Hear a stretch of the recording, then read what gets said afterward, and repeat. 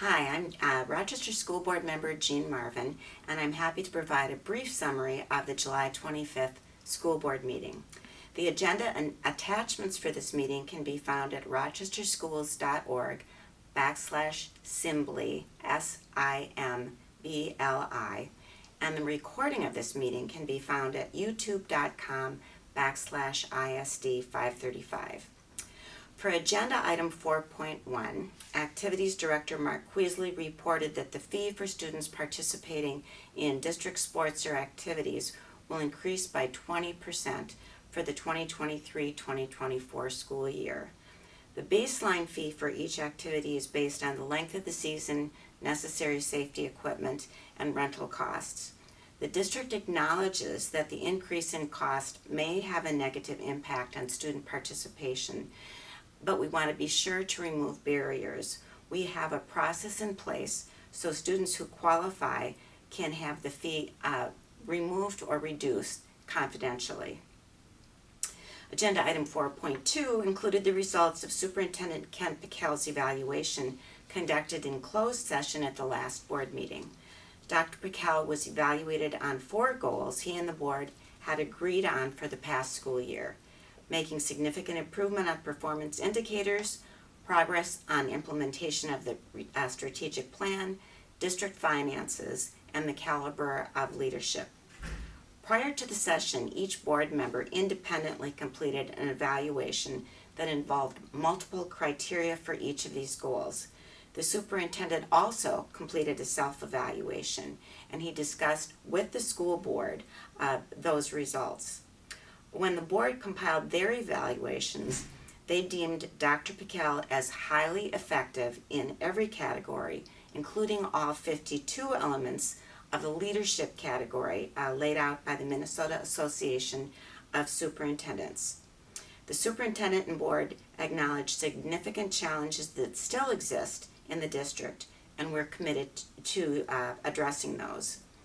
The board is deeply appreciative of the exemplary communication, outreach, vision, intelligence, and communication to students that Dr. Pekel continues to demonstrate, and we're grateful for all that he brings to the school district.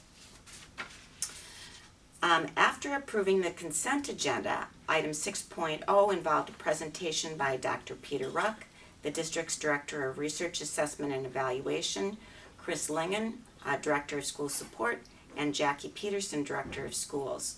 It provided an overview of the Level 2 and suspension data from the 2022-2023 school year, as well as trends over the past 2 school years. A summary of the findings include that there have been significant decreases in fighting and assault, increases in interruption to learning environment, and physically aggressive behavior. With a new cell phone policy, significant increases in personal device-related infractions. Use of out-of-school suspensions increased. The race ethnicity distribution is unchanged, and roughly 7% of students had logged an infraction last year, which is also unchanged. This was an important discussion for a number of reasons and highlighted what the most common infractions are. For last year, they involved interruption of a learning environment, physical aggression, and inappropriate language. The discussion also highlighted strategies that tend to lessen and ultimately extinguish the negative behaviors, as well as the racial ethnic discrepancy that continues to exist. Item 7.0 involved a presentation and discussion regarding the superintendent's recommendation that the board will vote to include a technology referendum on the ballot this coming November. If approved, it would provide the school district with a little over $10 million a year to fund tech operations and a number of other programs for a 10-year period. The proposal, currently called Tech to Take Us Higher, is part of a 3-year initiative proposed in 2021 to achieve a balance between expenditures and revenues. During the first 2 years of the initiative, the district cut over $20 million from the general fund. The levy, if it passes, would increase taxes on a $325 home by $135 a year, or about $11 a month.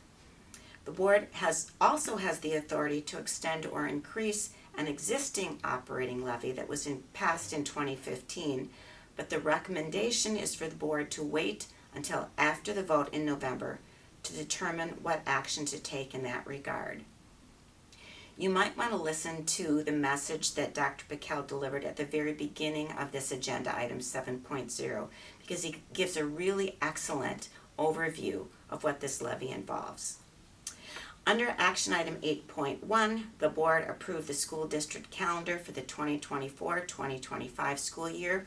We know that families like to plan well in advance, and so we are grateful that the district could work together with the Rochester Education Association to get this calendar passed so far in advance.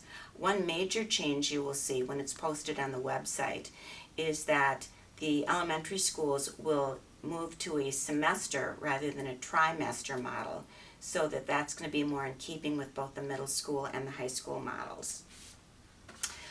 Under action items 8.2 and 8.3, there were 12 policies which reflect Minnesota changes in Minnesota statute that were approved.